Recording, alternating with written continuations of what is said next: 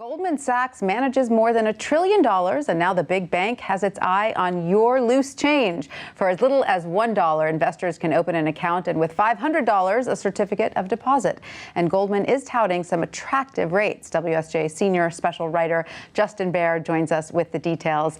Welcome, Justin. Good to see you. Thank you. So investors can now open an account, but this is not a full-service retail bank. No checking accounts, correct? That's right. That's right. So Goldman basically took over the deposit-taking platform of GE Capital. So that's a pretty bare bones way to add a savings account or CD through that online platform. Right, and yet the rates they're offering are pretty attractive, especially when you compare to competitors, correct? Yeah, no, much better than what you'd find on a typical bank branch for some of the big banks like Citi and Chase.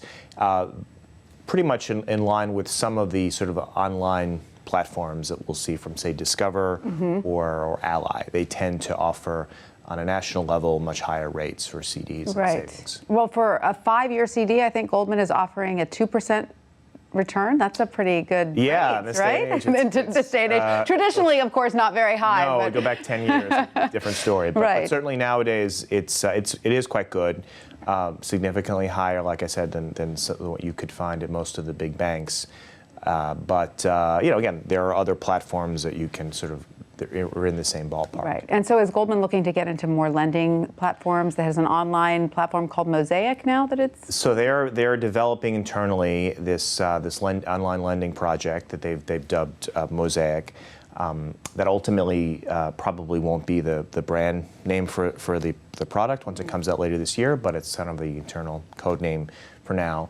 And yes, so this has been the sort of the most maybe sort of more dramatic announcement from them about building their lending business across the board. They do a lot of lending, or much more lending, I should say, to corporate customers nowadays through their wealth management arm. And now they're will be reaching out to smaller businesses and individuals. Right. Now, isn't there a risk, though, that Goldman is facing a lot of competitors in this space, sort of established competitors, and more regulatory oversight? Yes, on both accounts. Obviously a lot of established banks and many upstarts that are using digital platforms to reach consumers and lend them money. So very competitive. The cost for adding new customers continues to go up.